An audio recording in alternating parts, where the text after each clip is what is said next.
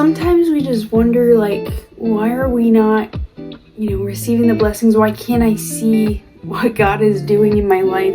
Why does it feel like I'm just in one spot? I'm not moving, I'm not growing, I'm not receiving, I'm not giving. What is happening? There is only one thing that separates us from God, and that is sin.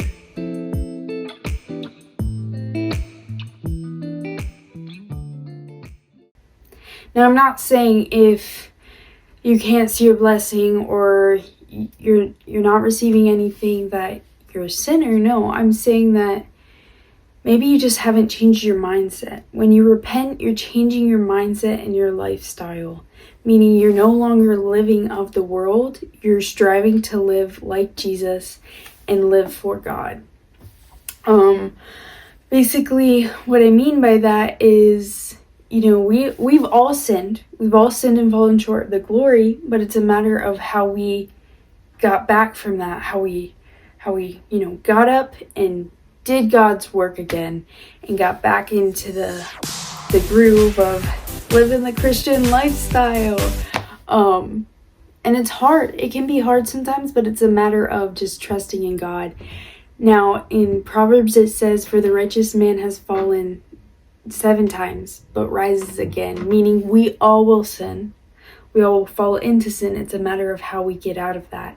You can either fall into sin and live a regretful life, feeling guilty, but still doing that sin because you feel there's nothing else you can do, or you can get up. You can say, "God, I've sinned. I've done this, this, and this, and I surrender it to you, and I ask you to help me fall out of that sin, fall out of the temptation. I give it all to you, and help me, live a lifestyle that you want me to live." And God will do that. As soon as you do that, you will start seeing different breakthroughs. You will start seeing that living the Christian lifestyle is so much easier than living the worldly lifestyle. Because when you live in the world, you're trying to make so many people like you. You're trying to fall under the different trends, different beauty standards. But once you fall into the Christian lifestyle, there's only one person that you have to worry about, and that is Jesus. How did he live? How should I live? So just repent, change your mindset. I've sinned, we've all sinned, and it's a matter of how we move on from that, how we keep going. In Isaiah 43 verses 18 through 19, it says, "Do not remember the former things, nor consider the things of old. Behold, I will do a new thing, now it shall come forth. Shall you know it? Shall you not know it? I will even make a road in the wilderness and rivers in the desert." You might not know what God is doing, but trust me, once you repent and change your mindset and lean fully on God, he is going to literally put roads in the wilderness for you. It might seem like you're going nowhere, but he put a road out and you just have to walk that path. Look at the Israelites in Exodus. Moses freed them from slavery, and it should have taken them around 11 days to get to the promised land. But instead, it took them 40 years. Why? Because they decided not to lean on God. They decided to live the worldly life. They were tired. They were exhausted. They didn't see where they were going. They didn't see the promised land. And, they started idol worshiping, complaining, all of that.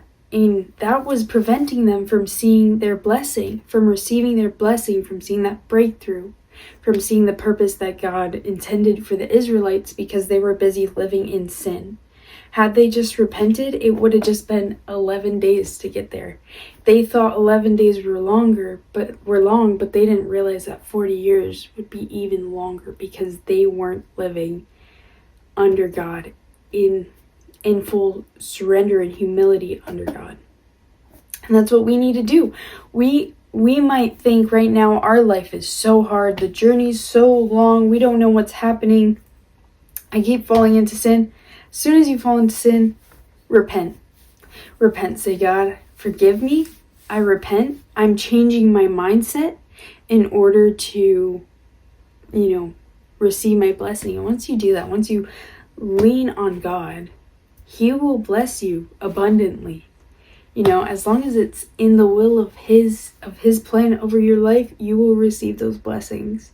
And in Proverbs 3:5-6, it says, lean not on your own understanding, but in all your ways acknowledge him, and he shall direct your paths. So if you don't know what he's doing in your life, acknowledge him, lean on him, lean on God, not on your own worldly understanding of just seeing what's of this world. Focus on what God can do for you in this time.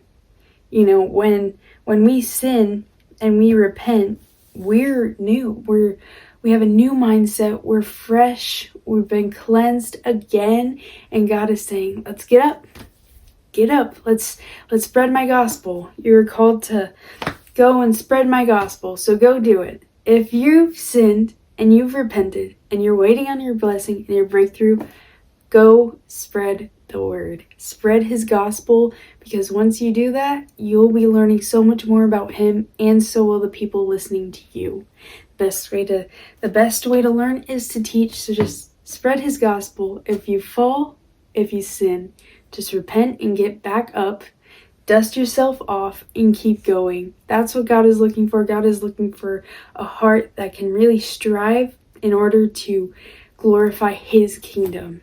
So if this was helpful for you, and if you already knew this, it's good to hear things multiple times. And until next time, just remember that Jesus will always love you. I love you, and I'll see you again. Bye!